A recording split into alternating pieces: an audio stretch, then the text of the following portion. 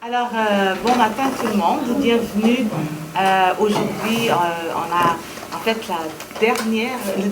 la dernière conférence de notre cycle de conférences sur la recherche en droit. Donc, on va le terminer pour l'automne avec une clé d'or. On reçoit le professeur André Bélanger. André Bélanger est professeur titulaire à la faculté de droit de l'Université Laval. Et ses publications, son enseignement, ses activités de recherche portent sur le droit privé, le droit des obligations, la théorie du contrat et le droit des assurances. André Bélanger illustre parfaitement le chercheur en droit qui pratique l'interdisciplinarité, je dirais même radicale. On dirait un juriste de la Renaissance dans ce qu'il fait tous ses travaux dialogués, avec plusieurs disciplines, dont l'anthropologie, l'art contemporain, la linguistique, la statistique, la théorie littéraire, la philosophie, la sociologie et la théorie de l'architecture. Alors, il va nous faire une présentation très stimulante sur le contrat contemporain et la résonance chez Hartmut Rosa, où il nous parlera de résonance, ce concept de ce sociologue allemand qui veut indiquer une forme renouvelée de la théorie critique. Et donc, merci beaucoup d'avoir accepté notre invitation et à vous la parole. Merci à toi, Margarida. Merci pour l'invitation, merci pour cette présentation et merci évidemment à vous toutes et tous d'être ici aujourd'hui. J'apprécie vraiment beaucoup. J'ose à peine vous souhaiter bon appétit, sachant que mon propos est quand même assez dense, assez lourd. Donc, mangez lentement, d'accord? J'espère qu'il n'est pas indigeste quand même, mais bon. Ce que j'aimerais vous présenter, donc, ce midi, c'est une forme d'extrapolation de travaux en cours, de travaux préliminaires. Donc, je vais revenir souvent à cette idée-là, que c'est une réflexion qui se forme lentement et je ne sais pas si ça va aboutir. Je ne sais pas si ça va donner quelque chose au final. C'est quelque chose qu'on a élaboré, donc, je dis on, parce qu'il y avait deux autres personnes avec moi, deux jeunes chercheurs, Simon Saint-Onge de l'UQAM et Pascal Dufour qui fait son doctorat à l'Université du Luxembourg. Pascal Dufour, son doctorat porte sur les travaux d'Axel Honneth en lien avec le contrat. Et Simon Saint-Onge, c'est quelqu'un qui s'est toujours beaucoup intéressé à l'École de Francfort. Puis sachant qu'on avait donc tous un intérêt commun pour les travaux d'École de Francfort, au sens large, on a décidé donc de s'amuser, je dirais, à analyser avec la collaboration précieuse de Jean-Guy Bellé, la décision récente de la Cour suprême du Canada, Churchill Foss contre Hydro-Québec, en se demandant dans quelle mesure est-ce que différentes écoles, donc générations, je dirais, de l'École de Francfort, de la théorie critique, pouvaient nous permettre de mieux comprendre ce qui s'est passé. Donc Simon s'intéressait, lui, aux travaux d'Adorno en lien avec le contrat, Pascal, comme je l'ai dit, aux travaux d'Axel Honneth sur la reconnaissance, et moi, je m'attaquais au petit dernier, disons, le plus connu des petits derniers, donc Hartmut Rosa. Cette conférence, donc, on l'a donnée au mois de septembre. Elle a été reportée 3 fois. C'était une blague. Peut-être que vous avez vu le courriel passer. Là, une première fois pour le pluie verglaçante, une deuxième fois pour la tempête, une troisième fois en raison de la maladie. Et la 4e fois, ça a failli pas avoir lieu parce qu'il y avait la grève du personnel de UQAM. Nos collègues de McGill ont eu pitié de nous et ils nous ont invités donc à prononcer la conférence. Fait que finalement, ça s'est fait, mais 20 minutes chacun pour présenter ces grands thèmes lourds, c'était nettement insuffisant. Donc aujourd'hui, c'est pour ça que je parle d'extrapolation ou je vais essayer de creuser en quelque sorte donc ce que Rosa a développé récemment dans ses travaux et c'est donc une hypothèse que je vous présente et j'insiste sur l'hypothèse parce que je dirais que c'est loin d'être une thèse, je l'ai déjà souligné et en fait je réalise depuis ma véritable soutenance de thèse, il y a déjà 18 ans, on vieillit tous, que inconsciemment peut-être, en tout cas je le fais. C'est clair, je mets beaucoup plus l'accent sur l'hypo, sur l'en-deçà de la vérité dans mes travaux que sur la thèse au sens strict. Et à quelque part, j'ai l'impression qu'en droit privé des contrats, on a davantage besoin, là c'est paradoxe, je vous soumets cette thèse-là, mais c'est la seule de la journée, on a davantage besoin d'hypothèses que de thèses. À quelque part, j'ai l'impression que les thèses en droit privé nous mènent à des espèces de cul-de-sac théoriques qui finissent par devenir de la vulgaire rhétorique, et puis on s'en sort pas, puis ça nous permet moins bien, je pense, de développer des idées et de nous permettre de réfléchir sur certains éléments. Donc, ça reste à voir. C'est la seule thèse de la journée, donc il n'y en aura plus. Quant à mon hypothèse principale, donc, elle est à l'effet que la résonance développée par Hartmut Rosa nous permet d'enrichir notre compréhension du contrat en droit civil. Et je vous préviens que je vais venir quand même assez tard à cette notion de résonance. Je vais la définir quand même assez tard. dans une dizaine de minutes à peu près, 10-15 minutes même. Mais pour ceux qui ne savent absolument pas ce qu'est la résonance, et pour vous permettre de patienter, là, je vous dirais que Rossa définit la résonance comme étant l'envers d'une relation sans relation. Okay? Et personnellement, j'ai l'impression que le contrat, la façon dont on l'utilise aujourd'hui en droit civil, semble de plus en plus se tourner vers cette idée de relation contractuelle sans véritable relation. On contracte constamment, on contractualise toutes les sphères de notre activité, mais ces relations contractuelles ne signifient à peu près plus rien. Ça devient ce que Rossa appelle aussi une relation muette au monde. Je vais revenir. Ça me permet donc dès maintenant de faire le lien avec mon interrogation principale. Je suis un juriste privatiste, là. Donc, est-ce qu'il faut encore parler de relations contractuelles aujourd'hui? Pire ou mieux, selon l'angle d'attaque, selon les intérêts du chercheur, est-ce qu'il faut encore parler de contrat tout court en droit civil? Et ce que je vous propose donc ce midi, c'est de souligner, mais sans le défendre de manière idéologique, c'est important de le comprendre, sans chercher à en faire une nouvelle doctrine, c'est de souligner donc que le contrat, dans sa perspective civiliste, parce que c'est un peu différent à mon avis en common law, c'est quelque chose de riche, le contrat en droit civil, c'est quelque chose d'important, c'est quelque chose de respectable, qui par conséquent ne peut qu'être rare. Il ne peut pas y avoir des contrats partout, tout le temps, contrairement à ce qu'on semble vouloir nous faire croire. Ainsi, loin de vouloir faire l'apologie du contrat aujourd'hui, ne serait-ce qu'un contrat résonnant, on va y revenir, je dirais que je cherche plutôt à mettre en évidence les désavantages, sinon les dangers qu'il y a à contractualiser nos existences.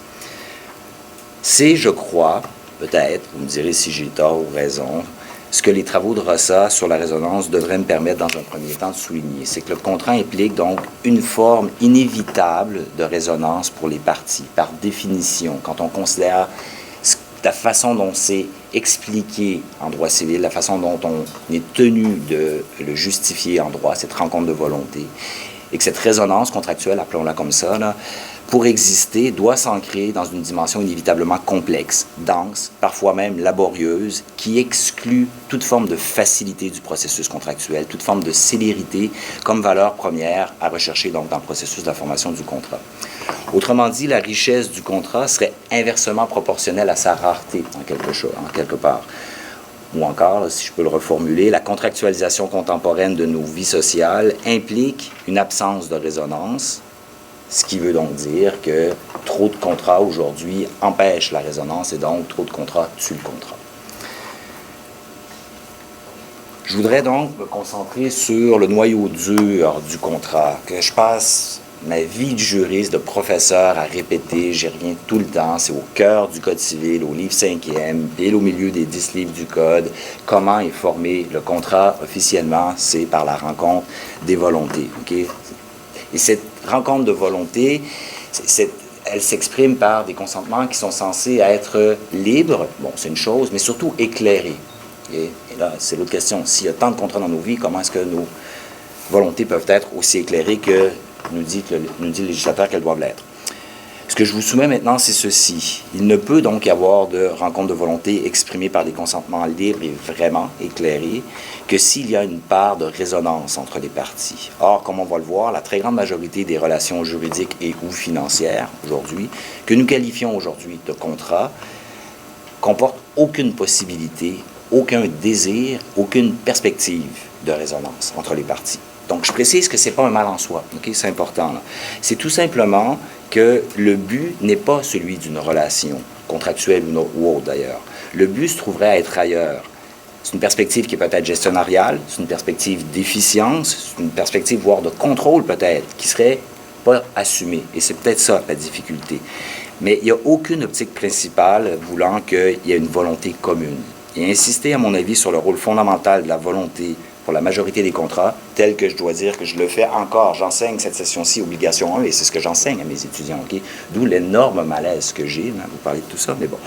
Donc, insister sur le rôle fondamental de la volonté pour la majorité des contrats relève, à mon avis, d'une forme de naïveté, d'une forme d'aveuglement plus ou moins volontaire, ou pire, d'une argumentation qui serait fallacieuse parce qu'elle chercherait à camoufler la perte d'emprise sur le contrat des contractants en général. Donc, je vais revenir, bien que mon propos aujourd'hui n'en soit pas un qui porte principalement sur les notions de réification des parties et d'aliénation en matière de contrat. J'ai déjà développé ça dans mes travaux antérieurs et évidemment, c'est en lien, vous le savez, avec une grande part donc, des travaux des 4 générations de l'École de Francfort. Donc, ce sont des notions, l'aliénation, la réification, qui sont chères aux membres, en fait, aux figures importantes de l'École de Francfort et ce sont des notions sur lesquelles, évidemment, Rossa a aussi travaillé. Pour dresser un tableau global, je dirais que dans la mesure où l'importance du rôle de la volonté tend inévitablement à diminuer, avec une approche que je suis porté à qualifier de juridico-économique en matière civiliste, quand on s'intéresse au contrat, qui serait inspiré fortement de la common law, en Occident à tout le moins, mais je dirais également par des travaux que je développe ou des liens que je développe de plus en plus avec l'Afrique francophone, parce que c'est un énorme marché économique là, qui s'en vient, mais où ils sont également eux aussi coincés avec, je dirais, leur culture civiliste très forte. Bien, il y a un décalage qui est en train de se produire. On a le fondement juridique tel qu'il est expliqué en droit civil et il y a la réalité contractuelle qui s'approche davantage de celle de la common law. Et ce que j'essaie de dire, c'est que le pacta sunt servanda, le respect de la parole donnée en droit civil, qui date de plusieurs siècles, qui fonde encore en droit civil, ne serait-ce que culturellement, la force obligatoire du contrat. Ils n'ont pas à vivre avec ça en common law. En common law, en gros, c'est le consideration. C'est l'idée de l'échange et c'est davantage vu comme un outil de commerce. Et on l'assume pleinement en ce sens-là.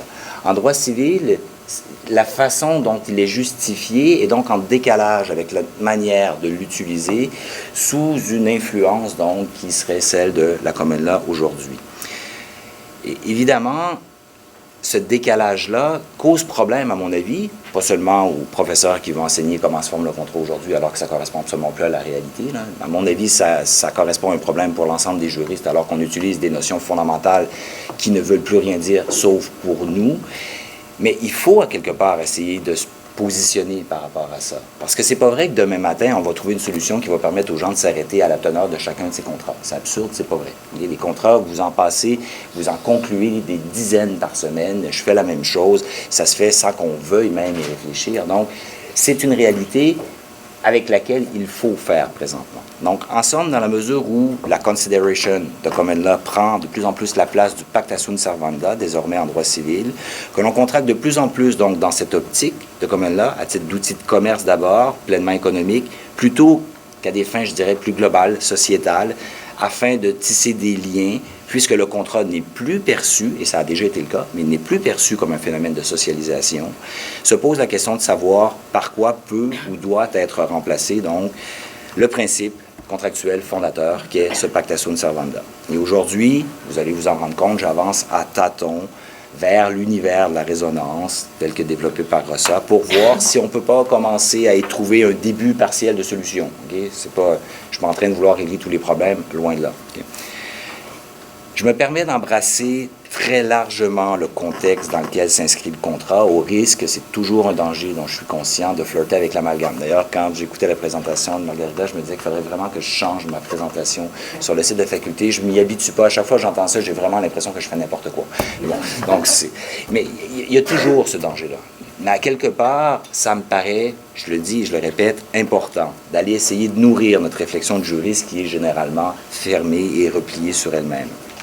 Donc, la question se pose, c'est que l'utilisation aujourd'hui l'utilisation que l'on fait du contrat aujourd'hui, est-elle en décalage avec les préceptes qui sont profondément modernes, que l'on retrouve encore, donc, en droit civil? Et si c'est le cas, bien, comment est-ce que la résonance, je vais y venir, s'inscrit par rapport à ce décalage? Et grande question, est-ce que c'est seulement pertinent de se poser une telle question? Est-ce qu'on peut se contenter, encore et toujours, des références que l'on fait, nous, juristes privatistes, aux grandes idées développées par Aristote, la justice distributive, commutative en matière de contrat, aux grands principes du libéralisme, ce qui serait inspiré de Locke, à cette idée qui nous viendrait de Bentham d'un néo-utilitarisme qui fait notre affaire et qui nous arrange? Est-ce que c'est suffisant ou il faudrait peut-être pas, à un moment donné, se bouger un peu pour aller voir ailleurs? Okay? C'est la question que je pose, je ne sais pas. Et en ce sens, est-ce qu'il est pertinent de s'attarder à la notion de résonance telle que développée par Rossa si le contrat est désormais envisagé comme un processus automatisé ou sur le point, voire se devant de l'être? Parce que ça semble être vers ça que l'on pointe. Okay? Est-ce que c'est une perspective qui est simplement réactionnaire de ma part? Est-ce que je suis juste un vieux schnock qui veut rien savoir de ce qui est en train de se passer dans le monde? Ça se peut. Par rapport à ce que devient ce qu'on appelle encore le contrat. Donc, toutes ces interrogations nous amènent inévitablement à une grande question. Excusez, je sais, ça en fait plusieurs. Qu'est-ce que le contrat aujourd'hui, entendu au sens large, par rapport à sa définition énoncée au Code civil?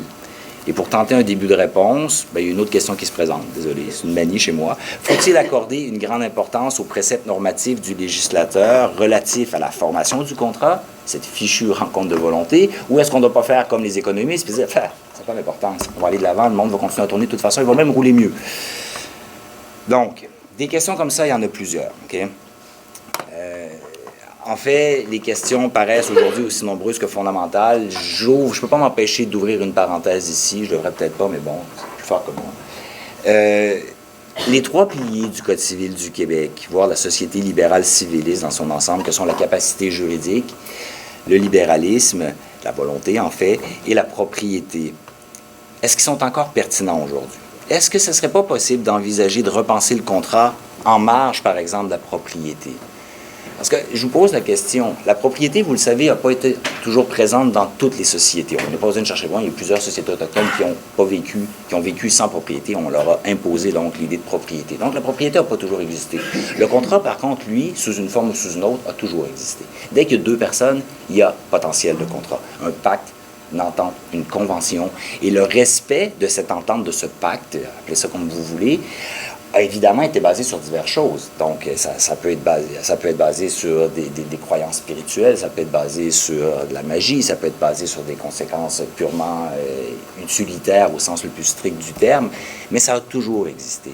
Donc, à partir de là, est-ce qu'on ne peut pas se demander si on ne serait pas en mesure de dépropriétiser le contrat? Est-ce que penser le contrat sans la notion de propriété nous permettrait d'envisager davantage de résonance dans le processus?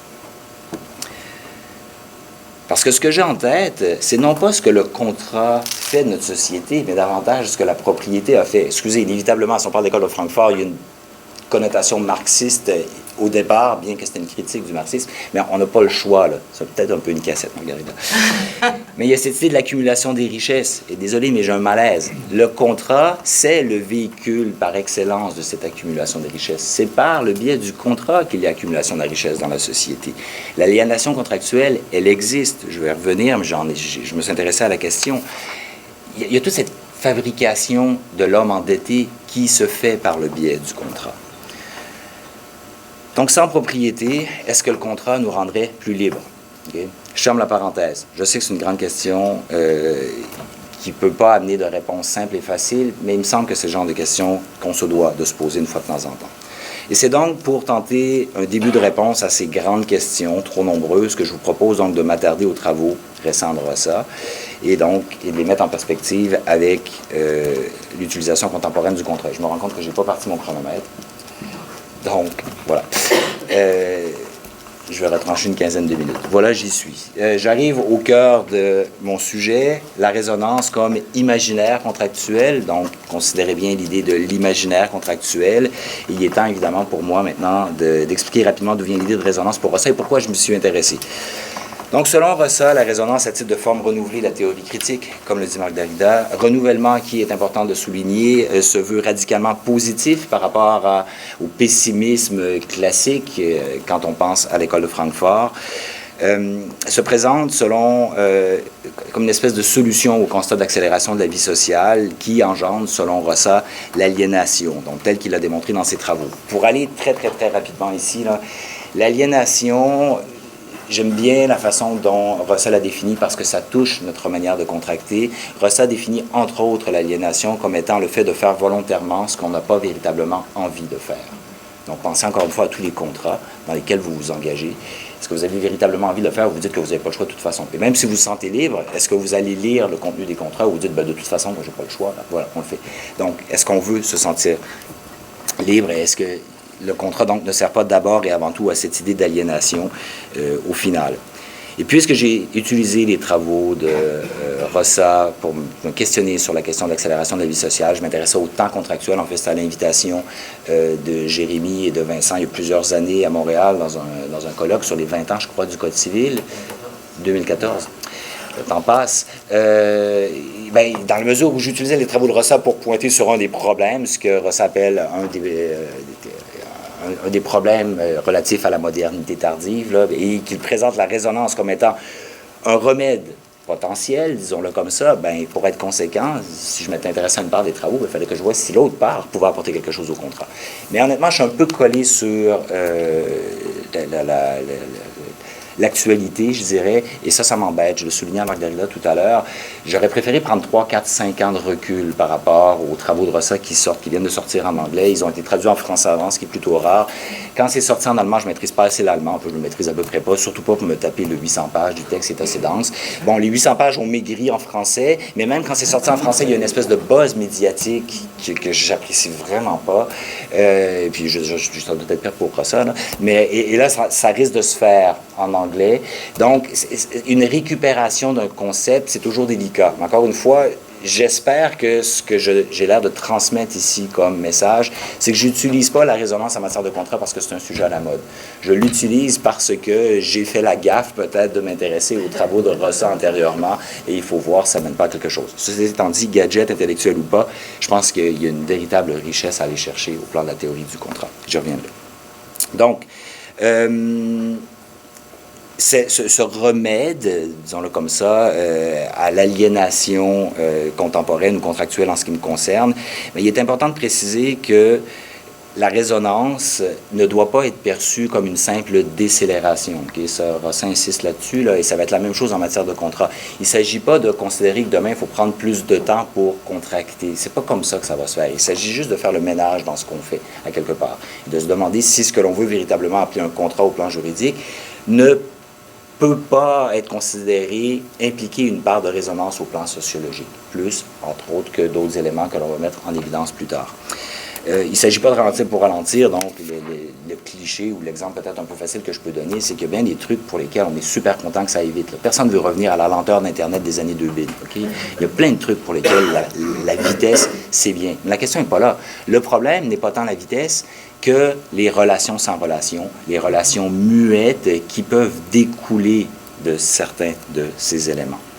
Donc, en inscrivant la résonance dans une sociologie de la relation au monde, j'utilise les termes de Rossa, à la suite des travaux donc, de la première, de la deuxième et de la troisième école de Francfort, Rossa l'a défini donc comme une interaction qui vise, et ça c'est important, l'assimilation du monde plutôt que la domination. Je vais revenir dans quelques instants, mais encore une fois, le contrat étant ce qu'il a aujourd'hui, cette idée de chercher à assimiler, ne serait-ce que son co-contractant, plutôt que le dominer, il y a quelque chose.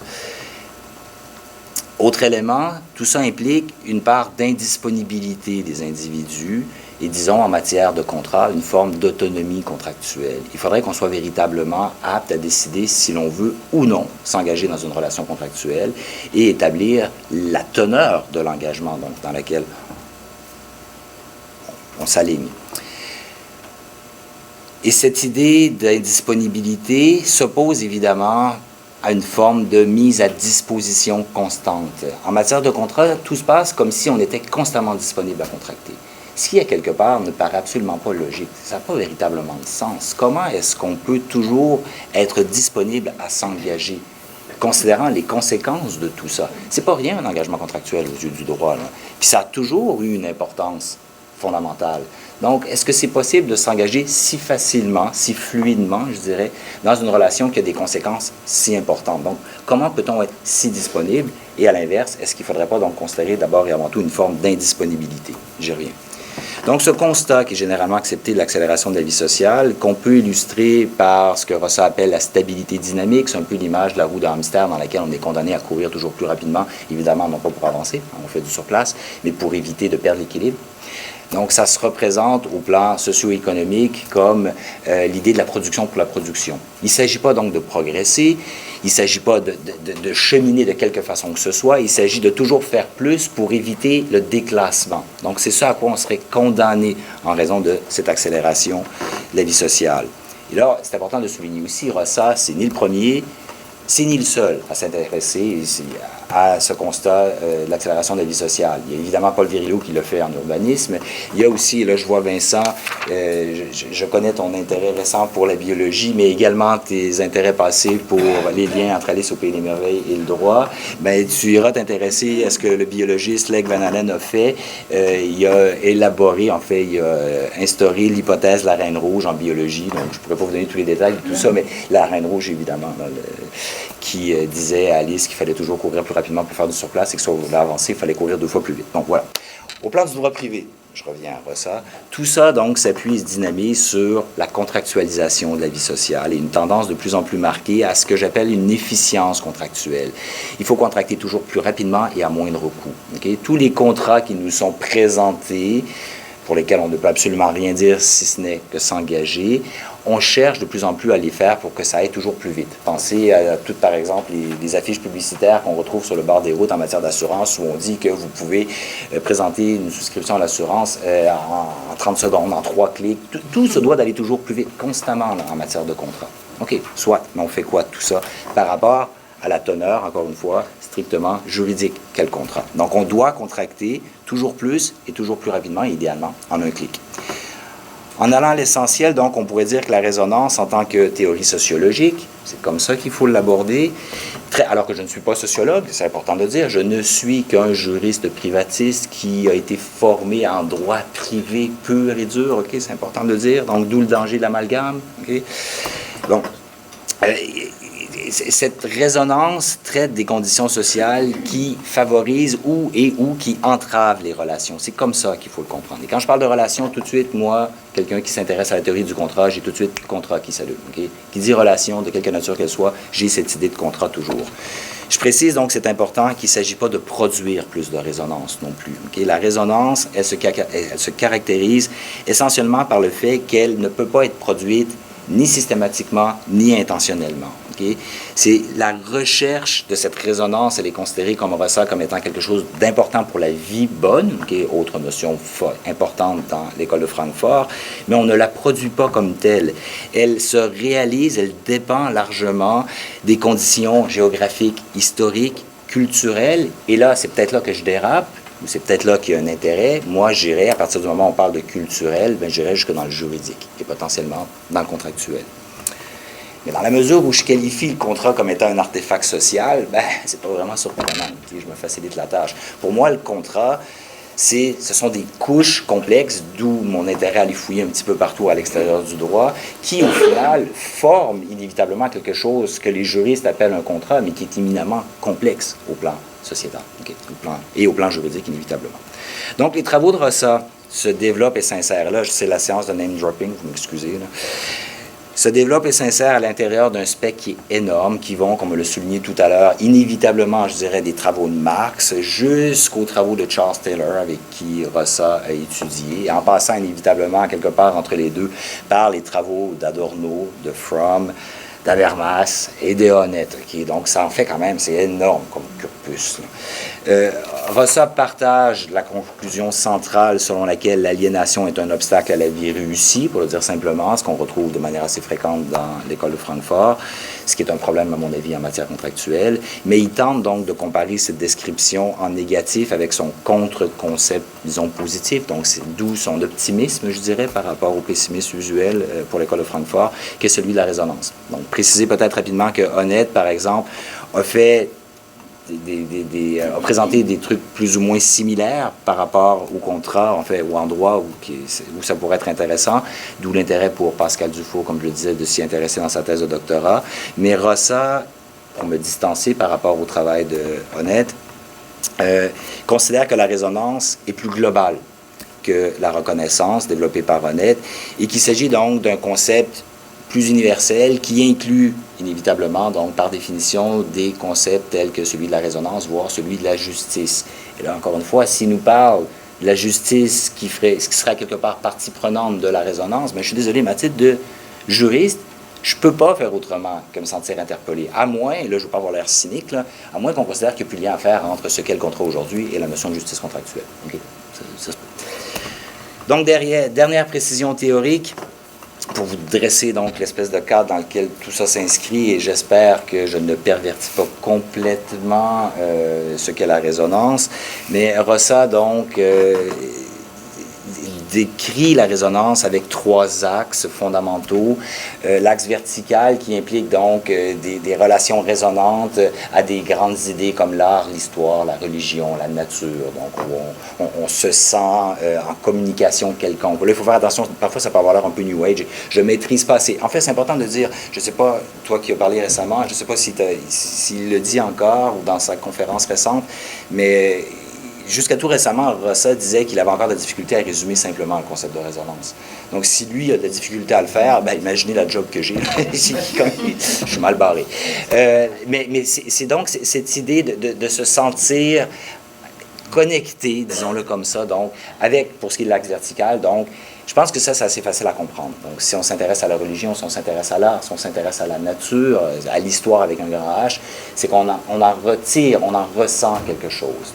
L'axe diagonal est celui qui est davantage porté vers les activités, écouter de la musique, c'est peut-être le plus évident, ou par rapport aux objets aussi. C'est important de comprendre que cette résonance, elle existe aussi par rapport aux objets, c'est pas uniquement par rapport aux gens. Donc, on peut développer des liens. Et je me souviens, quand Rossa présentait ses travaux sur l'accélération de la vie sociale, il se plaignait, je dirais, du fait qu'il n'y avait plus aucun lien avec son ordinateur portable. On voit ça dans une de ses conférences sur Internet.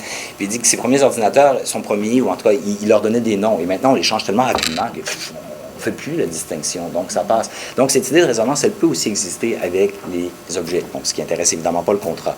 Donc ça, c'est le diagonal. Et l'axe horizontal est celui qui m'intéresse le plus, c'est l'idée donc que ça se développerait entre 2 ou plusieurs personnes. Évidemment, la résonance, c'est facile à envisager en matière de relations amoureuses, familiales, amicales, mais Rossa étend ça également aux politiques. Et là encore, c'est peut-être absurde de ma part, mais si on parle de politique, je suis désolé, pour moi, le droit est politique. Et inévitablement, donc, ça implique qu'il y a possibilité de résonance aussi, donc, dans le contrat. La résonance, c'est donc l'envers de la relation sans relation, comme je vous le disais. Et en matière de droit des contrats, le parallèle qui est fondé ou non, je ne le sais pas, ça reste à établir, avec la multiplication de nos relations contractuelles qui sont imposées, qui sont de moins en moins maîtrisées, et qui, au final, génèrent une forme d'aliénation pour les parties, me semble donc, à quelque part, pour moi, comme j'ai dit, évident. Peut-être que c'est un lien qui est trop facile. Et justement, pour essayer de faciliter ma tâche, je vais concentrer donc mon propos sur 3 images fortes lorsqu'associées au contrat, images qu'utilise Rossa donc pour définir la résonance. Donc l'idée de réciprocité, non pas au sens où les juristes privatistes l'utilisent en matière de contrat, donc la réciprocité comme justice distributive ou dans un contrat synalagmatique, chaque partie se doit d'avoir à peu près l'équivalent de ce qu'il donne. Pas cette réciprocité-là, ou la réciprocité que j'ai développée dans ma thèse de doctorat en matière de compensation. Pas du tout, je vois Vincent qui rigole. Non, la réciprocité à laquelle réfère Rossa ici est cette rencontre avec une altérité. Okay? Je reviens dans quelques instants, c'est important de le comprendre. Le deuxième élément qui, moi, m'apparaît extrêmement stimulant, c'est cette idée d'indisponibilité. Et le troisième, c'est l'idée d'assimilation qui s'oppose à l'idée de domination. Donc, pour ce qui est de la réciprocité, bien, il me semble, réciprocité, donc, encore une fois, comme le dit Rossa, à titre de rencontre avec une altérité, avec quelque chose d'autre. Quand j'ai utilisé donc l'analyse critique du discours, donc un courant linguistique pour essayer de comprendre comment se formait le contrat, c'est ce que j'essayais de mettre en évidence. Donc, quelle est la part d'altérité dans la relation contractuelle? Est-ce qu'il n'y a pas toujours quelque chose à l'autre bout, même dans un contexte où le contrat se trouve à être imposé et que quelqu'un s'engage sans le lire? Donc, cette idée d'altérité m'est chère, je dirais, encore une fois, parce qu'en matière de contrat, il me semble que ça va de soi. Ne serait-ce que par définition, on définit et on l'enseigne accessoirement le contrat comme étant un acte bilatéral. C'est 2 parties, OK? C'est comme la base de tout. Donc, on pourrait d'ailleurs, et là, je suis peut-être en train de glisser dans le commentaire éditorial, vous m'excuserez, mais on pourrait, à mon avis, étendre cette idée de réciprocité avec le monde qu'utilisera Rossa avec la totalité du Code civil. Okay? Parce que là aussi, par définition, ce Code civil implique quelque chose comme une forme généralisable de réciprocité. C'est ça un Code civil, c'est un code de vivre ensemble. Or, on perd peut-être de plus en plus ça de vue, et peut-être que les juristes, on n'est pas les seuls, mais on a peut-être de plus en plus tendance à utiliser ce Code civil comme un manuel de gestion de la vie sociale. Ça nous met ailleurs, peut-être. Okay? Mais comme je dis, c'est peut-être un commentaire de l'ordre plus éditorial que scientifique. Donc, je reviens à Rossa. En raison de l'accélération de la vie sociale et contractuelle, cette réciprocité, donc, elle s'avère être négligée. Je l'ai dit, on parle d'aliénation, on parle de réification, on parle d'invisibilité sociale. On se sert du contrat pour effacer littéralement le caractère citoyen d'une personne. On le pose dans un coin. Par contrat, tu prends ton trou littéralement. J'avais présenté en partie des éléments comme ça qui découlaient donc de certaines œuvres d'art. Je me suis intéressé à cette notion d'invisibilité sociale, à celle de réification par le biais des travaux Axel Honneth, pardon, et à celle de l'aliénation, donc, en raison de l'accélération de la vie sociale. Donc, je ne reviendrai pas là-dessus, mais je pense qu'il est assez clair que le contrat participe à ces trois problèmes importants, donc, de notre société. Et en ce sens-là, encore une fois, l'idée de réciprocité comme rencontre avec une altérité en matière de contrat peut nous éveiller, peut nous obliger à questionner la façon dont on le présente et on l'utilise, donc, en droit. Deuxième élément, celui que j'aime tant, cette idée d'indisponibilité, parce que j'ai comme un flash, en fait, quand j'ai lu ça. Je ne m'étais jamais arrêté au fait que je ne comprenais pas comment on pouvait autant contracter si facilement, et ça venait d'où. Et qu'effectivement, le contrat, comme je disais tout à l'heure, par nature, implique cette part d'indisponibilité, implique cette idée d'autonomie à la base. C'est l'idée même du contrat. On devrait être capable de dire oui ou non, on est intéressé ou non. On n'en est plus là. On ne se pose plus de questions. On contracte même plus en cliquant sur le téléphone qui nous regarde puis qui décide « OK, oui, parfait, il a reconnu mon visage, je viens de contracter et j'ai évidemment pas lu que je transfère mes données à tout le monde pendant les 25 prochaines années à venir. » Et c'est de nature contractuelle, tout ça. C'est un peu caricatural, mais ça semble être ce vers quoi on veut aller. Qui veut prendre le temps de lire et de comprendre ces contrats? Qui? Personne. Okay? Donc, ça signifie quoi? Donc, cette idée d'indisponibilité qui serait essentielle à la vie bonne, toujours, souligne peut-être une difficulté importante par rapport à la multiplication des contrats dans nos vies aujourd'hui. Et en ce sens, cette idée donc de part d'indisponibilité nous permet peut-être de porter un regard neuf sur cette aliénation contractuelle, en vertu de laquelle on s'engage certes volontairement par contrat, parce qu'on est toujours disponible, voire surdisponible, mais on s'engage volontairement à faire ce qu'on ne veut pas véritablement faire, se surendetter, surconsommer des contrats d'assurance, des assurances pour lesquelles on n'a absolument pas besoin. Accorder une surdisponibilité à la manipulation de nos données, parce qu'on ne veut pas chercher à comprendre ce que ça implique. Ou encore, pour les entreprises, ancrer le fonctionnement de notre entreprise dans une dimension qui serait dictée par le capitalisme actionnarial actuel, qui ne correspond pas nécessairement à nos visées entrepreneuriales. Mais on n'a pas le choix, on fait avec. Donc, allez, on signe des contrats qui sont rédigés et qui impliquent certains éléments. Ce qui nous mène peut-être donc à l'idée de domination contractuelle. Oh, excusez, je l'avais sauté. Rossa donc définit la résonance comme étant une interaction qui vise l'assimilation du monde plutôt que sa domination. Il me semble que dans la mesure où le contrat est de plus en plus utilisé comme un outil de stratégie de gestion des contractants, on n'est plus près d'une volonté de domination à l'aide du contrat que d'une assimilation d'une rencontre de volonté. Okay? Dans la mesure où, évidemment, cette idée de rencontre de volonté signifie encore quelque chose, bien qu'elle ait été réaffirmée clairement lors de la réforme du droit des obligations en droit français en 2016, je ne regarderai pas Jérémy, à la suite de l'adoption du Code civil en 1994. C'est quelque chose qui est encore là. Et si certains donc voient, pour terminer avec ce corpus théorique qu'est la résonance, si certains donc voient dans la notion de résonance que forge Rossa autour des notions donc de réciprocité, d'indisponibilité et d'assimilation, quelque chose comme l'un des meilleurs outils pour comprendre notre contemporanéité, notre modernité tardive, comme vous voulez, il y en a d'autres qui soulignent que Rossa n'apporte pas véritablement quelque chose de neuf, que c'est une espèce de pétard mouillé, en quelque sorte, que tout ce qu'il nous invite à faire, c'est ce que bien d'autres avant lui font et qu'ils font toujours, sortir du productivisme pour le productivisme et se désengager d'une compétition constante dans à peu près toutes les sphères de notre vie. Il y en a aussi qui reprochent à Rossa une vision romantique du monde, et là je vais regarder Vincent et je vais l'interpeller directement, je suis sûr que tu vas être d'accord avec ça, parce que moi, comme je considère qu'il y a peut-être un lien à faire entre la résonance et l'idée de la volonté en matière contractuelle, et que tu considères, comme bien d'autres, que l'idée de volontarisme est une notion qui est romantique, c'est une perception romantique du contrat, Mais effectivement, ce serait romantique. Donc, tu as tout à fait raison, sauf que je revendique mon romantisme à la matière. Voilà, c'est dit. On va en parler cet après-midi.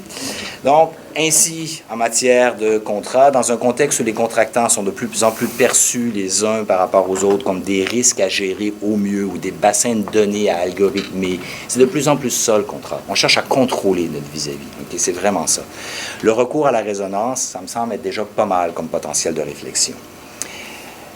Et tout ça, donc, peut peut-être s'inscrire par ailleurs ou se mettre en lien avec le positionnement de Laurent de Sutter qui qualifie de post-critique la nécessité que l'on a, donc, de réfléchir aujourd'hui parce qu'il considère que la saturation critique de nos discours, et évidemment, je parle d'école de Francfort, j'ai cherché à l'éviter, mais c'est évidemment ce qu'on appelle la théorie critique. Et ça a formé, donc, tout un mouvement critique qui a été revendiqué pour tout et à peu près n'importe quoi.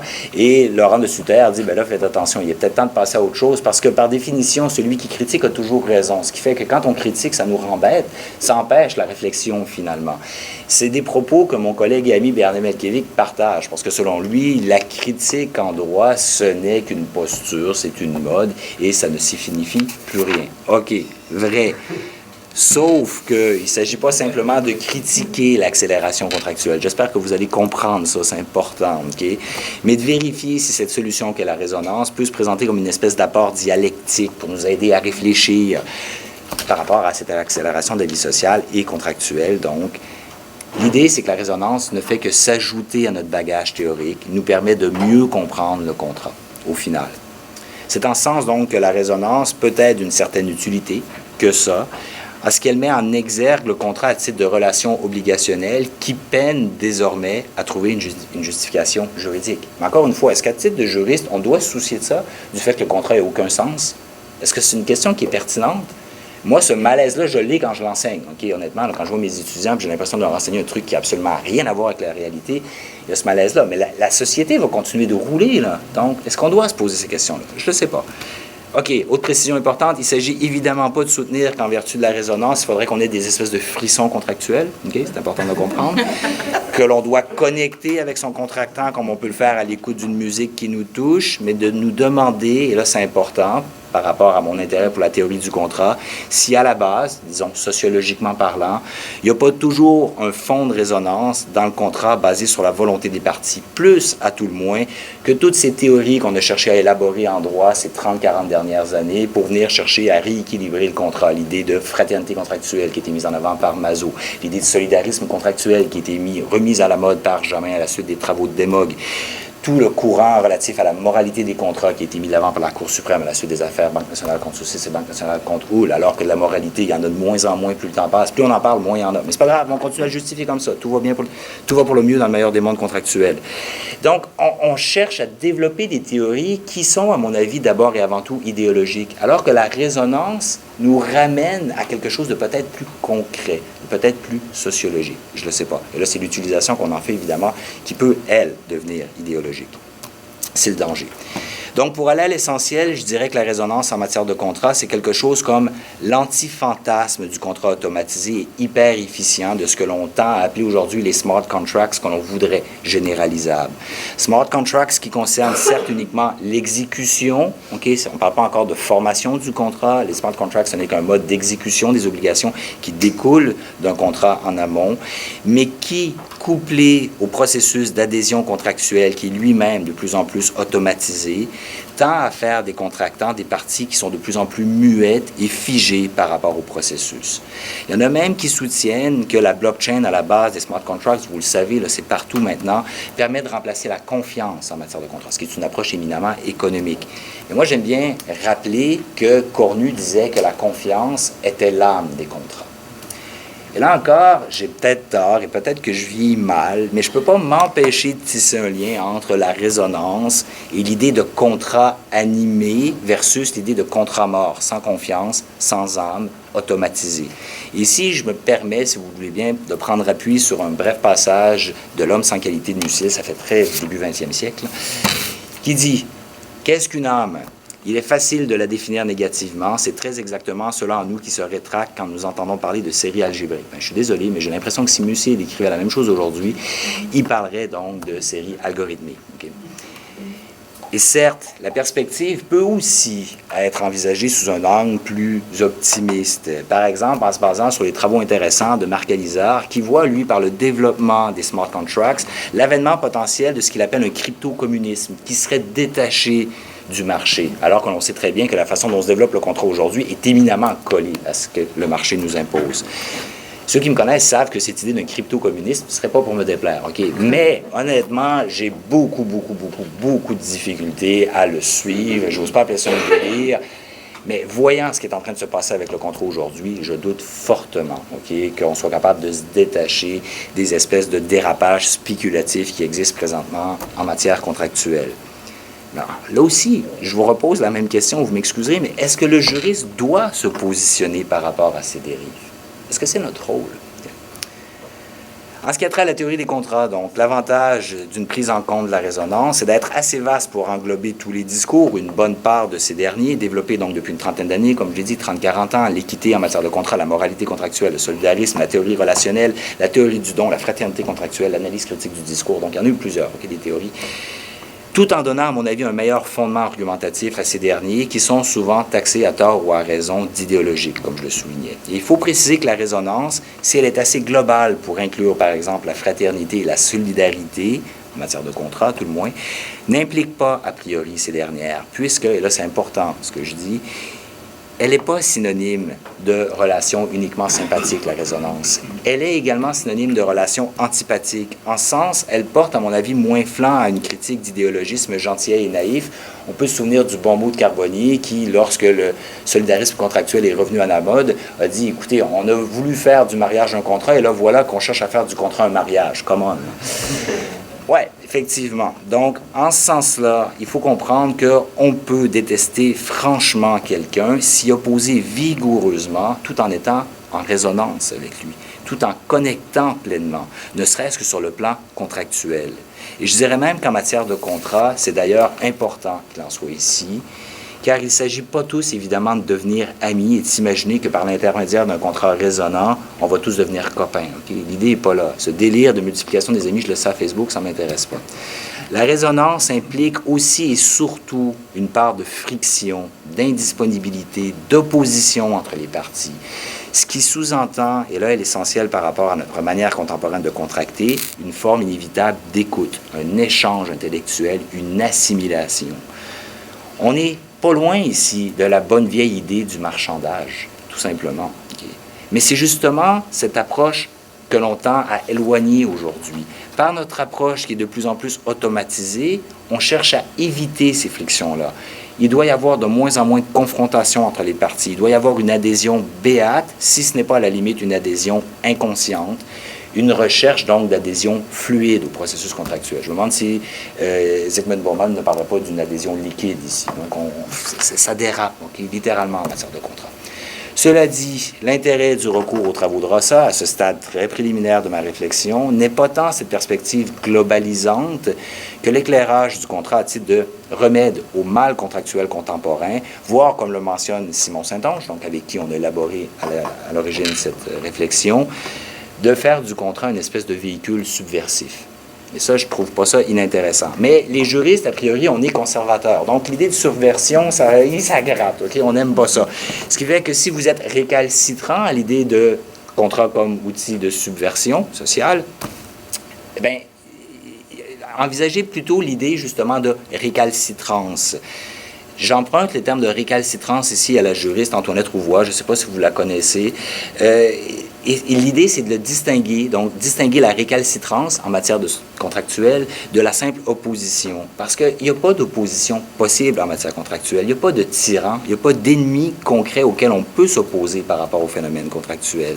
Il est impossible de s'opposer à l'univers contractuel contemporain. Ça nous dépasse complètement, mais on peut, à titre de juriste, y être récalcitrant, en prenant, entre autres, peut-être en compte la résonance, ou plutôt en soulignant l'absence de cette dernière dans la quasi-totalité des contrats.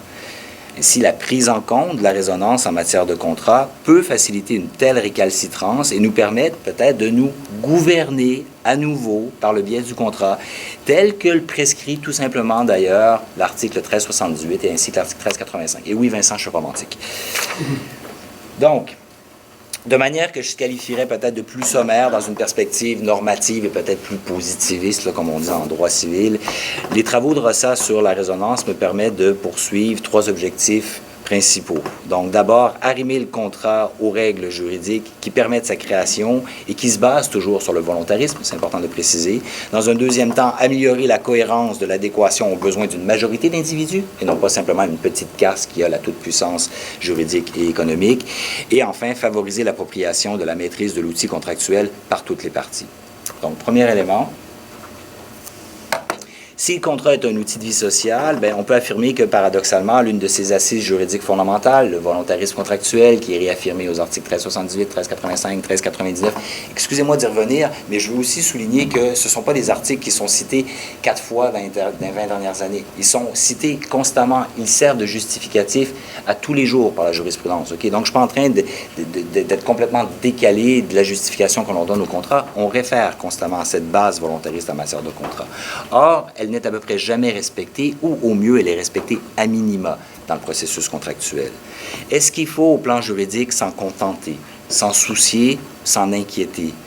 En lien, donc, avec les travaux récents de Rossa, se pose, me semble-t-il, la question de savoir si le contrat est devenu une relation muette au monde. L'intercompréhension qui est à la base de la rencontre des volontés entre les parties étant remplacée par des impératifs systémiques et technico-financiers, je veux dire comme ça, c'est plus simple. Ce qui implique donc que la volonté ne serait plus apte à justifier le contrat au final. Donc, je tente donc de cerner dans quelle mesure il y aura un paradoxe, ne serait-ce que sur le plan juridique, dans le fait que le contrat, à titre d'outil libéral paradigmatique, se développe tant au plan quantitatif, avec le phénomène de la contractualisation de nos vies, que qualitatif, avec la généralisation des contrats d'adhésion, des contrats types, des contrats imposés, dans une perspective, donc, Rossa, en lien avec l'idée d'aliénation liée à l'accélération de la vie sociale, qualifie de totalitariste. Or, cette forme contractuelle paradoxale s'avère, on le comprend, somme toute, antilibérale et elle engendre des questionnements qui doivent déborder le seul plan de l'inégalité des parties. Ce que tente de prendre en compte le droit de la consommation. Ah, il y a un déséquilibre entre les parties, on va chercher à le rééquilibrer. J'ai beaucoup de difficultés avec ça. Parce que tout ce qu'on fait quand on fait ça, on met de l'huile dans la machine et ça permet juste de continuer. Et on va continuer comme ça à exploiter par le biais du contrat. Il faut revenir aux fondamentaux de ce qu'est le contrat pour questionner. Ça prend un grain de sable dans l'engrenage, à quelque part, là, pour réaliser qu'il y a peut-être quelque chose, effectivement, qui nous oblige à repenser la façon dont ça se fait. Parce que l'inégalité en matière de contrat n'est pas en elle-même le problème. Les parties seront toujours inégales. C'est absurde de s'imaginer que les parties sont égales. Elles ne sont pas égales, elles ne seront jamais. Je dirais même qu'elles ne se doivent de pas l'être. C'est beaucoup mieux. Au plan social, c'est beaucoup plus intéressant. La question n'est pas là. Mais la problématique, c'est que référer au volontarisme juridique, sans questionner d'abord le phénomène d'aliénation systématique dans lequel les contractants s'engagent, ça devient un leurre théorique, si ce n'est, dans le pire des cas, simplement rhétorique, qui nous permet donc de poursuivre dans la voie de la domination sous couvert d'une implication illusoire de la volonté des deux parties. Et en ce sens, donc, la volonté, en s'effaçant du processus contractuel, tend à faire des individus citoyens, chers au projet moderne dont le Code civil n'est que l'un des fruits, des individuels, là je vais vous shooter de l'euse, donc des individuels, c'est-à-dire des données, des marchés, des banques d'informations à exploiter. Résultat, en niant la résonance dans le contrat, on est peut-être en passe de transiter de l'idée millénaire du pacta sunt servanda à celle du data sunt servanda.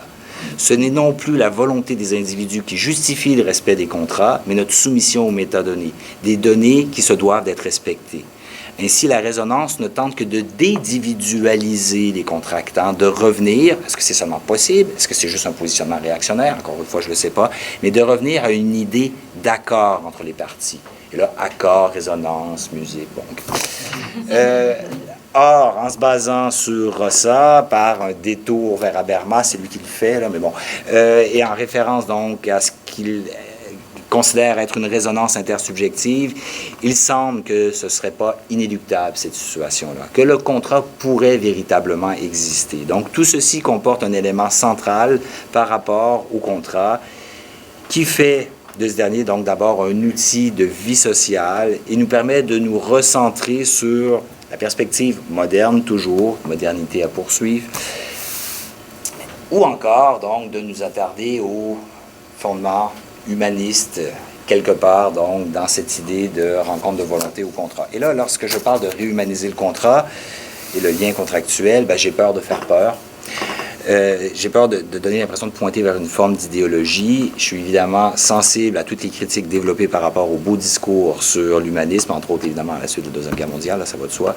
Et je prétends pas faire de l'humanisme un fondement quelconque, philosophique, mais quelconque au contrat, je ne serais pas capable de toute façon, j'en aurais pas la capacité intellectuelle.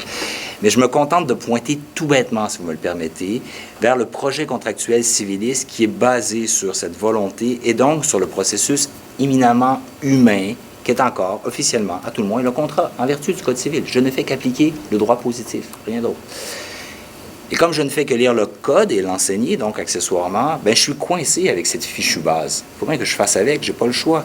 Et comme les articles 1378 et 1385 sont toujours là, je dirais même qu'ils sont là plus que jamais, parce qu'on vient de réaffirmer leur importance en droit français, en droit québécois, je ne fais que tenter de comprendre la matière première de travail, rien d'autre. Le code nous dit une chose et nous ne l'appliquons pas, nous, juristes. Alors, qu'est-ce qu'on fait? On se décide à l'appliquer ou on retravaille la base pour chercher à lui donner une autre signification. Au final, je dirais qu'il s'agit juste de faire notre travail de juriste, rien d'autre. Et là, ici, vous me permettrez de prendre appui sur deux citations que j'aime bien utiliser ces derniers temps, deux citations de civilistes importants, s'il en est. D'abord, Portalis, qui soulignait que les contrats, je le cite, « les contrats ordinaires rapprochent les hommes ». Je trouve que quand on met ça dans le contexte contemporain, là, ça donne perspective par rapport à ce qui se passe. Aujourd'hui, les contrats divisent évidemment bien davantage les parties qu'ils ne les rapprochent. On sert de contrat pour contrôler quelqu'un, pour le mettre à distance, pour se protéger, en fait, l'idée l'ici. Pour preuve, donc, la nécessité de moraliser le contrat, comme je soulignais tout à l'heure, entre autres à l'aide de la bonne foi, et la complexité à l'autre bout du spectre rédactionnel du contrat. Donc, on cherche tellement à se protéger que les contrats sont devenus d'une complexité, d'une longueur telle qu'on perd complètement le sens de ce que ça peut vouloir signifier. Et tout ça dénote évidemment une perte de confiance entre les parties ou une volonté, comme je le disais, de domination plutôt que d'assimilation. Deuxième citation qui m'est chère, c'est Paul-André Crépeau qui disait, je le cite, « Le droit des obligations, c'est la vie de tous les jours mise en équation juridique. » Fin de la citation. Si la vie de tous les jours est mise en équation juridique par le biais du contrat, bien, il semble que l'emprise sur la vie de tous les jours d'une majorité de citoyennes et de citoyens soit plus que relative, vous en conviendrez. Ce qui me paraît stimulant à titre de chercheur, fascinant, je dirais, à titre de juriste, et passablement inquiétant à titre de citoyen. Au plan du droit des contrats, c'est que cette emprise contractuelle sur la vie quotidienne découle donc de la multiplication des contrats dans nos vies. Donc, c'est évidemment une conséquence de la gestion de la vie sociale, disons-le comme ça, mais ça mène à un constat que je qualifierais de liminaire. Le contrat serait devenu une relation sans relation, une suite de processus de plus en plus automatisés qui n'impliquent à peu près plus rien, des relations muettes qui meublent de plus en plus la vie de tous les jours. Donc, loin de favoriser un rapprochement quelconque ou une forme de confiance entre les parties, le contrat incite à une franche méfiance dans une optique donc de stricte protection réciproque. Chaque contractant devient dès lors un risque pour l'autre, risque qu'il faut circonscrire au mieux, évaluer, limiter et face auquel il faut constamment se protéger par le biais du contrat. À l'inverse, aborder le contrat juridique à l'aide du contrat de droit privé, donc à titre de cette obligation civique en droit civil et positif, ce qui revient à la qualification première du volontarisme contractuel, et assumer son rôle de structure juridique première, d'une recherche de réponse à savoir si une vie bonne est une possibilité du présent, je m'inspire des propos de Rossa ici, en matière contractuelle, paraît nécessaire, tout ça donc paraît nécessaire dans un contexte de développement de liens qui sont de plus en plus avolontaristes, donc des contrats qui sont faits sans volonté. Un décalage s'opère ainsi entre la raison d'être juridique du contrat, selon ce que nous disent Portalis et Crépeau, et l'imposition généralisée de ce qui est ni plus ni moins aujourd'hui un trope contractuel. Donc, on appelle ça un contrat, mais ça n'a plus rien à voir avec un contrat. Tout cela, donc, s'inscrit en complète opposition d'une forme de résonance entre les parties, au final. Bref, on ne peut continuer, nous, juristes, à tout le moins, à tourner en rond au plan de la justification des obligations culturelles, des obligations contractuelles, en affirmant que le contrat est une rencontre de volonté, et lorsqu'il y a un litige entre les parties, se contenter de percevoir une rencontre de volonté parce qu'il y a un contrat qui a été conclu entre ces mêmes parties. Donc, c'est une espèce de raisonnement circulaire dont duquel il faut sortir parce que le cadre rhétorique de la résonance donc, nous oblige à nous questionner sur le sens de cette volonté fondamentale, peut-être même ontologique, ce qui se rapprocherait d'une forme de résonance contractuelle peut-être. J'approche de la fin. Ici, je voudrais utiliser une décision récente de la Cour suprême du Canada, qui est l'affaire Churchill-Foss contre Hydro-Québec. Ça a défrayé les manchettes. Donc, la Cour suprême du Canada a rendu une décision dans laquelle elle justifiait les produits importants que faisait Hydro-Québec au détriment de sa partie, de son co-contractant qui est Terre-Neuve, qui est Churchill-Foss. Mais grosso modo, c'est deux provinces qui se battent l'une contre l'autre. Et on avait établi, donc, pour une longue période, par contrat, un prix de vente. Et on a réalisé, étant donné les modifications qui sont apparues, que ça entraînait des profits qui étaient extrêmement importants pour une partie et que l'autre s'était au final fait avoir. Okay?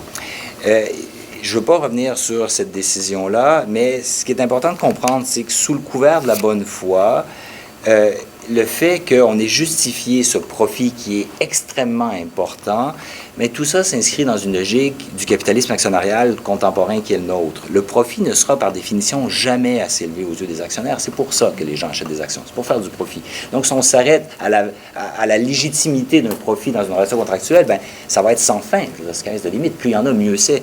Or, y accoler la notion de bonne foi et d'équité, comme l'ont fait la majorité sous la plume du juge Gascon en matière de contrat, dans la mesure, à mon avis, où il ne faut pas l'oublier, où les disparités de revenus s'accroissent sans cesse dans l'ensemble de la société, entre autres par le biais du contrat, est-ce que c'est pour faire preuve de socialisme, c'est un beau lapsus, de réalisme sociologique ou de cynisme? Est-ce que le contrat ne peut être que ce véhicule juridique des disparités économiques? Pierre-Gabriel Jobin, pour utiliser une autre source civiliste importante en matière de contrat, a écrit, je le cite, « C'est la jurisprudence et non le législateur qui, la plupart du temps, fait évoluer le droit civil. » Fin de la citation. Or, je veux bien creuser, mais je peine à trouver une forme d'évolution quelconque dans une telle décision de la Cour suprême. Et ça crée quand même un certain malaise. C'est sans doute pas surprenant, considérant que la bonne foi et la moralité contractuelle, qui a été instaurée au Code civil du Québec, comme désormais qui existe en droit français, ne sont pas celles des individus contractants au sens large, puisqu'elles véhiculent d'abord la représentation des intérêts de la minorité rédactionnelle du contrat, celle qui rédige les contrats et qui les impose généralement. Donc, les décisions en la matière, hors instance des petites créances évidemment, mettent rarement de l'avant le contractant lambda et les décisions de principe se rapportent aux corporations, aux entités patrimoniales de grande ampleur. Il y a donc une espèce de détournement des règles juridiques du contrat au profit d'une minorité en position de domination inévitablement socio-économique. C'est inévitable. La moralité contractuelle ambiante, est-ce qu'elle n'est pas source du problème à quelque part? Les juristes, généralement, ont dit qu'on n'est pas capable de définir la bonne foi, que la bonne foi se doit d'être une notion indéfinissable. Donc, il y a un besoin de souplesse. Donc, c'est très, très, très postmoderne, mais on revendique ce caractère indéfinissable de cette morale, de cette bonne foi contractuelle. Or, j'aime bien me rappeler ce que Simone Veil écrivait, je la cite, « Prendre pour règle de la morale publique une notion impossible à définir, telle la bonne foi, et à concevoir, c'est donner passage à toute espèce de tyrannie. » Fin de la citation. Dit autrement, cette moralité contractuelle que revendique la Cour suprême du Canada, qui s'inscrit donc dans notre rapport au profit en matière de contrat, fait-elle une forme de prescription déguisée au plan politique?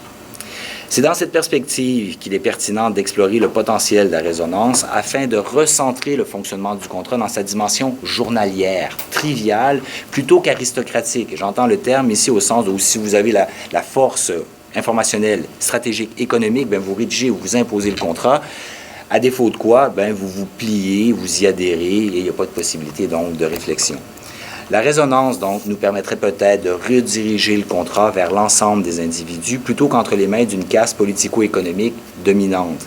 Elle pointe vers les dérives d'une seule perspective économique en soulignant les couches multiples du processus, non seulement économique. C'est certes économique, le contrat, mais c'est pas seulement ça. C'est aussi linguistique, c'est anthropologique, c'est psychologique, c'est social au sens large. La question donc se pose ici de mesurer le potentiel significatif d'une forme de résonance contractuelle pour tenter de mieux percevoir le fonctionnement commun du contrat entre les parties. Tenter, somme toute, de redéfinir le volontarisme à quelque part et au passage peut-être de détropéiser le contrat en quelque sorte, de le ramener vers un sens qui est davantage réel. C'est d'ailleurs donc sans doute un peu désespéré comme démarche de ma part, démarche juridique, et ça s'inscrit peut-être de manière trop évidente au sein d'une forme de sursaut éthique du juriste que je suis. réalisant que le contrat participe directement à cette fabrique de l'homme endetté, selon Lazzarato, qui lui-même s'inspirait encore une fois de Deleuze, qui nous disait que l'homme n'est plus l'homme enfermé désormais, mais l'homme endetté. Encore une fois, je suis désolé, mais à titre de juriste qui s'intéresse au contrat, ça crée un malaise de penser à ça. Or, l'homme endetté n'existe et ne peut exister que par contrat. Là, est-ce que je ne suis pas simplement en train de politiser ici ce qui ne doit pas l'être? Est-ce que le contrat est véritablement un outil juridique qui est pleinement neutre? Je pose la question. D'un autre côté, que celle ou celui qui réussit à faire du droit des contrats qui serait vraiment apolitique me lance la première pierre, mais qu'avant de le faire, qu'il se souvienne bien de la mise en garde d'Emmanuel Gounod, nous rappelant que les juristes civilistes ont la fâcheuse habitude d'adopter des doctrines juridiques comme M. Jourdain faisait de la prose, sans s'en apercevoir. Et concevant la doctrine dans une perspective platement platonicienne, ici, il ne faudrait pas perdre de vue qu'au final, la doctrine, ça sert à diriger les hommes, ce qui rejoint l'idée du politique à titre d'organisation de la multitude, rien d'autre. Mais ce serait donc un comble si au constat selon lequel les contractants contractent sans s'en apercevoir, bien, il fallait ajouter le fait que les juristes viendraient justifier la règle juridique de la même maudite manière. Okay? Ainsi, dans cette optique de simple mais haut complexe tentative de compréhension de ce que signifie aujourd'hui contracter, j'aimerais, peut-être à tort encore une fois, parler d'une résonance au service d'un contrat qui serait pleinement citoyen, disons-le comme ça, ou à tout le moins d'une simple relation contractuelle. Là, il est vraiment temps que je termine. Oui, si on veut donner un petit peu oui. la parole à la Oui, 2 pages. Un recours argumentatif à une forme de résonance contractuelle, donc, peut-il faciliter la maîtrise du processus aliénant de l'engagement avolontariste qui s'impose aujourd'hui? Ce qui nous mène à une autre interrogation. Le contrat peut-il ou doit-il exister autrement que dans sa forme accélérée, dans ce contexte donc d'accélération de la vie sociale, à l'aide des contrats d'adhésion, des contrats types, des contrats non négociés, des contrats qui sont de plus en plus automatisés? Une telle question est-elle seulement pertinente? Est-ce que c'est une question qui n'est pas trop normative? Le rôle du juriste est-il de se limiter à une perspective technique? Je vous pose la question en toute candeur, parce que je ne suis absolument pas certain de la pertinence de l'interrogation qui m'habite ici. Est-ce que le contrat n'est pas qu'un outil neutre et que je suis en train d'en faire quelque chose d'autre? L'utilisation donc généralisée du contrat sans relation véritable, sans réflexion, sans volonté et pour résumer, sans résonance, se généralise et dans toutes les sphères de l'activité sociale. Alors que cet outil de liberté devient, c'est bien le comble du paradoxe, un outil liberticide, car qui se sent véritablement libre de contracter, la résonance donc peut nous servir de guide réflexif. Elle n'est pas une grille juridique au sens strict, c'est même pas la résonance un outil d'analyse pour le contrat, c'est un simple angle de réflexion, un point d'entrée qui demeure simplement théorique sur le potentiel que porte en son sein le contrat, au sens d'outil civique, à titre donc de produit du Code civil, rien d'autre. D'ailleurs, il me semble que depuis l'espèce de clash théorique qui a été créé par le développement et la généralisation des contrats d'adhésion il y a plus d'un siècle, la réflexion ontologique sur le contrat, sur sa nature, sur son fonctionnement, se fait rare au profit de l'assurance de sa bonne mise en application, de son bon fonctionnement à titre d'outil de gestion et de gouvernance, pour utiliser un terme qui est dangereusement à la mode. Donc, référer aux travaux de Rossa sur la résonance n'a pas pour but d'apporter une nouvelle solution toute faite au droit des contrats. C'est important de souligner. Tout comme il serait réducteur, à mon avis, de se limiter à une seule approche en matière contractuelle, que ce soit l'analyse économique du droit, l'utilité juste, le solidarisme, peu importe l'approche. Le contrat de droit civil étant un fait social complexe, il serait tout aussi limitatif de ne considérer que la résonance en la matière et surtout de l'envisager à titre de panacée à tous les mots contractuels. Le recours donc à la résonance permet uniquement de prendre du recul par rapport à notre discours juridique qui tend à se replier sur lui-même et à trop se distancier de la réalité contractuelle ou de la façon dont se forme la majorité des liens contractuels aujourd'hui. Au mieux, avec la prise en compte de bien d'autres considérations, économiques certes, mais aussi historiques, psychologiques, linguistiques, anthropologiques, je l'ai dit, cela pourrait nous mener donc à une réflexion liminaire qui viserait éventuellement à une reformulation de la doctrine contractuelle de droit civil. Okay? On comprend, il est évidemment très loin de la coupe aux lèvres. Il reste beaucoup de travail à faire. Mais pour l'instant, et c'est déjà pas mal à mon humble avis, Rossa, donc, à l'aide de ce concept de résonance, nous mène à ce que Bourdieu, c'est le dernier gros nom que je vous garoche à la figure, ce que Bourdieu, donc, nous disait que nous permettait la sociologie. Et je vais, par conséquent, terminer avec exactement la même référence à celle à laquelle je faisais allusion il y a 4 ans ici, alors que je me permettais de lire Contemporain et contrat.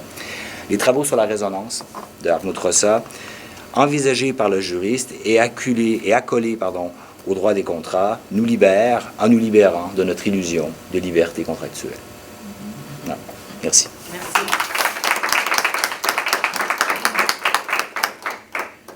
Merci beaucoup, André. Alors, j'ai donné la parole à la salle. Julie? Non? Ah oui. Je sais qu'il y a une question qui brûle. Bonjour, merci. Je vais essayer d'être très rapide sans m'accélérer un peu trop. Donc, on est revenu sur le fait que les 3 piliers du contrat, c'est la capacité juridique, le libéralisme et la propriété. Vous dites, faudrait-il pas repenser le contrat en marge de la propriété? J'entends là une critique du libéralisme en Francfort que j'accueille avec enthousiasme.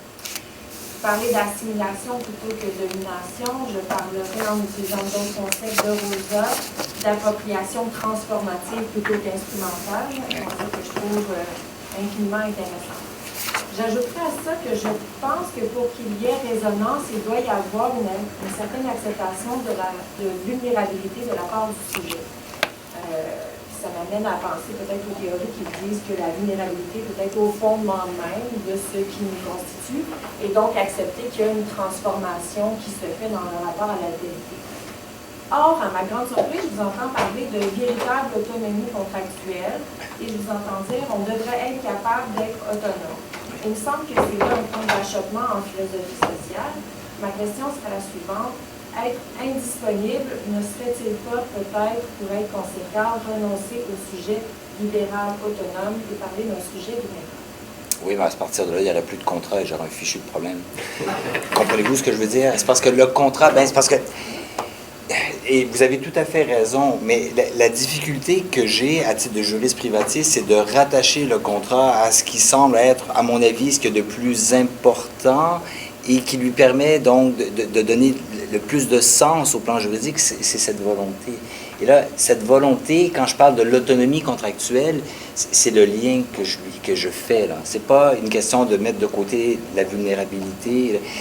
C'est pas l'autonomie justement au sens premier du terme. C'est plus une espèce de boutade par rapport à une expression qu'on utilise fréquemment en droit des contrats, à l'effet qu'on devrait pouvoir s'engager. D'ailleurs, on l'utilise de moins en moins, je le réalise. Là, depuis que j'ai commencé à enseigner, on y réfère de moins en moins. Donc, oui, vous avez raison, puis je vous remercie. Ce serait peut-être une bonne chose que je mette ça de côté parce que ça va effectivement en contradiction. Donc, oui, c'est plus qu'un point d'achoppement, je me tire dans le pied, littéralement. Oui. Et merci à vous. Jérémy. Oui, Jérémy. J'ai plein de questions, mais j'en poserai juste 2 en réalité. J'adore la citation de Crépeau aussi, mais je la mets toujours en perspective avec la citation de Labrus Rioux, qui dit que la personne est absente de la géométrie du contrat. Je suis trop nul en maths pour savoir comment on arrange tout ça. Mais il reste que, et puis dans la manière dans laquelle j'ai été formé, puis dans la manière dans laquelle je l'enseigne, dans la manière dans laquelle je le pense, la personne n'a pas sa place en droit des contrats. C'est le support de la volonté, mais physiquement, la personne est en dehors du droit des contrats, dans le code, si on regarde le code, et puis c'est toujours le cas. La personne, c'est une donnée désincarnée du contrat en réalité. Puis, ce qui m'inquiète dans ce genre de réflexion, c'est qu'on glisse vers en réalité l'hypersubjectivisme en matière contractuelle. Peut-être que je me trompe. Non, effectivement, mais cet hypersubjectivisme, je dirais, s'inscrit en réaction à le fait qu'on fait complètement l'inverse. On est en train de faire complètement l'inverse. Donc, effectivement, il y a une espèce d'équilibre à trouver quelque part. Et encore une fois, c'est important. Là, je ne présente pas ça comme étant la solution à tous les maux. Ça nous permet de porter un regard sur la façon dont on utilise le contrat. Je peux concevoir qu'à une certaine époque, on pouvait apprécier le fait que la personne était à l'extérieur du contrat. Je considère aujourd'hui qu'il serait temps de chercher à la réintégrer dans le processus. Parce qu'encore une fois, là, c'est uniquement dans la mesure où on veut bien continuer à coller au contrat, au sens juridique du terme, des conséquences importantes. Mais les conséquences sont importantes.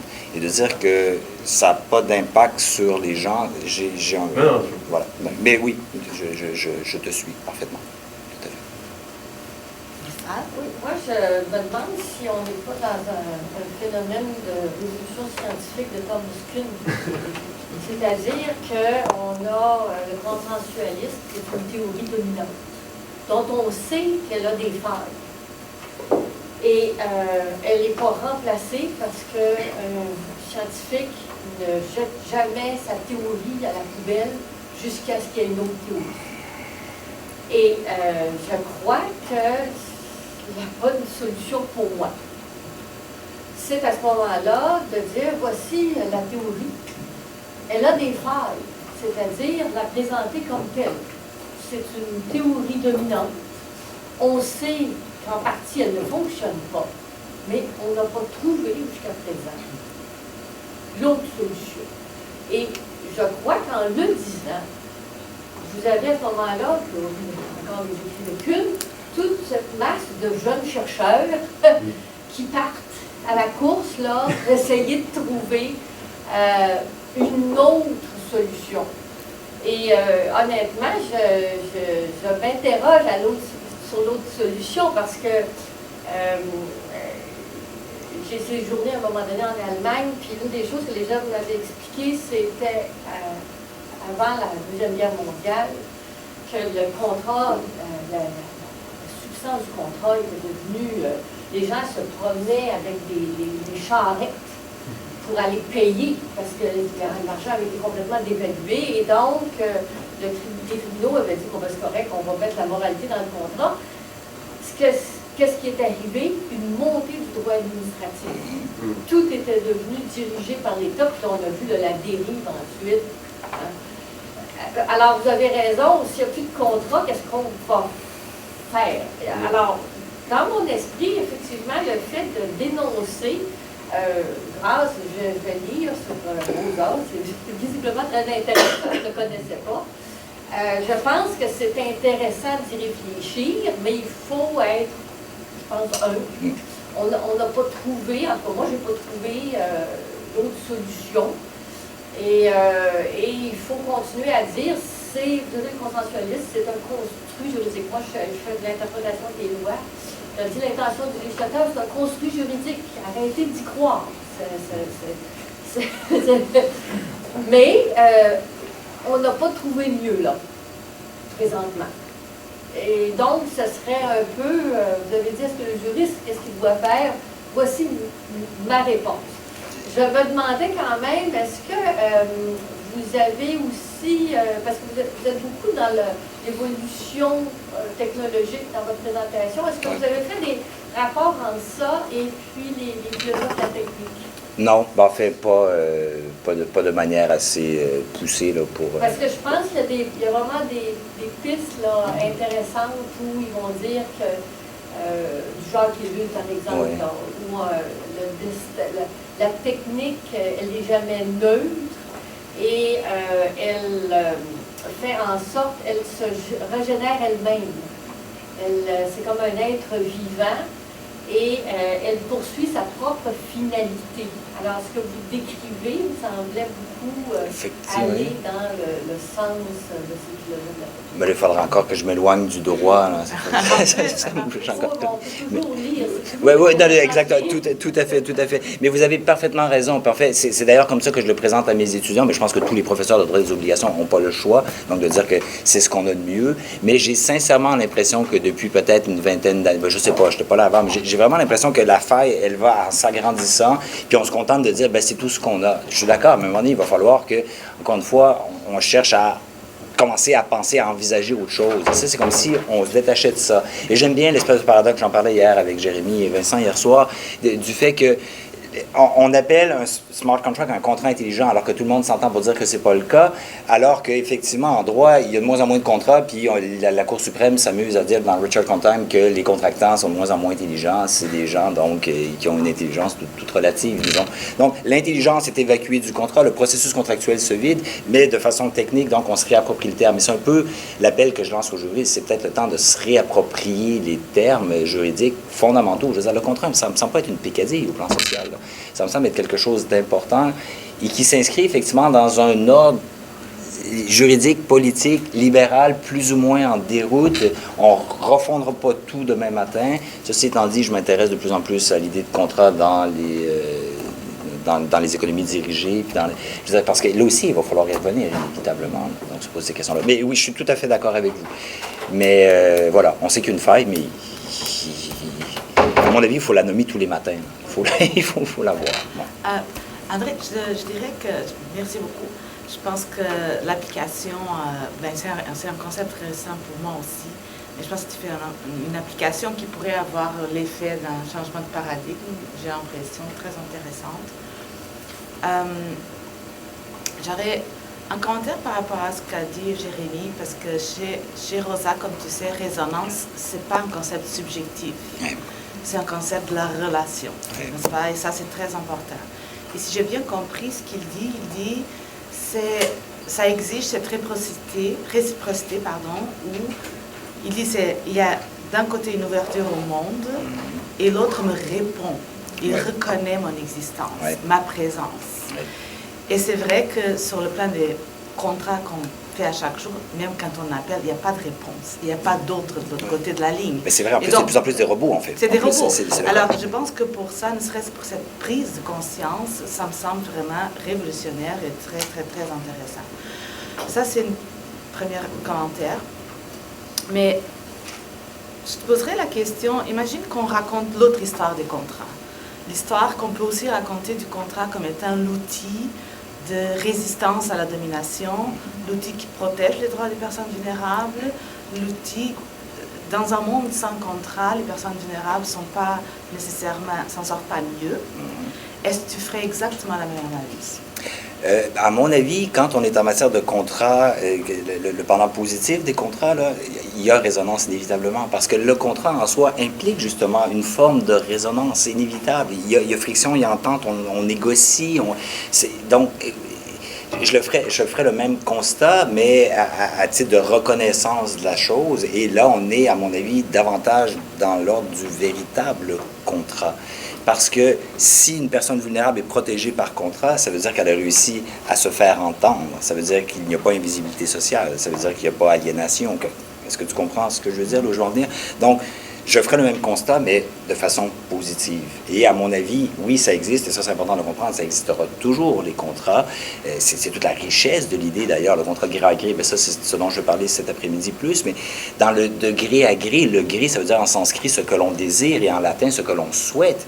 C'est magnifique comme idée, à quelque part. Bon, oui, ça reste très subjectif, mais dans la mesure où c'est mis en parallèle avec cette rencontre de volonté, Nicolas Cazirer, il nous posait la question de savoir que penser du fait que la version française de l'article 1378 parle de rencontre de volonté au singulier, alors qu'en anglais, c'est agreement of wills au pluriel. Il y a quelque chose, à mon avis, qui mérite d'être creusé. Donc, quand on parle de la belle histoire du contrat, à mon avis, on est dans le même ordre, mais on est dans l'exemple positif. Mais présentement, je ne sais pas, c'est peut-être moi qui ai un côté un peu dark, un peu sombre, mais je n'ai pas véritablement envie de parler du côté positif du contrat, parce que le malaise que je ressens de juriste qui travaille et qui l'enseigne, c'est davantage le fléau, ce vers quoi on semble se diriger, ou l'incohérence, à tout le moins, intellectuelle. Ce qui fait qu'en ce sens-là, je préfère Pour l'instant, donc, la résonance, c'est davantage pour nous permettre de poser un regard interrogatif sur ce que l'on fait. Mais effectivement, si je devais mettre ça par écrit éventuellement et en poussant la réflexion, ça serait pertinent. Tu as fait raison. Ou peut-être abandonner la distinction positive-négative. Parce que tu peux avoir des contrats qui protègent et où il n'y a pas de relation non plus. Il n'y a pas de résonance. Ben oui, mais est-ce que c'est un contrat à ce moment-là? Oui, c'est vrai. Si on ne substantialise pas l'instrument, oui.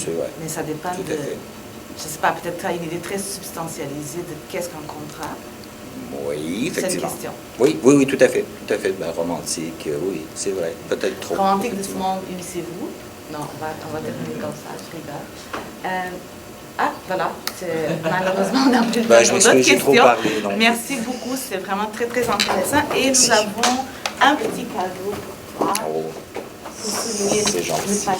Merci.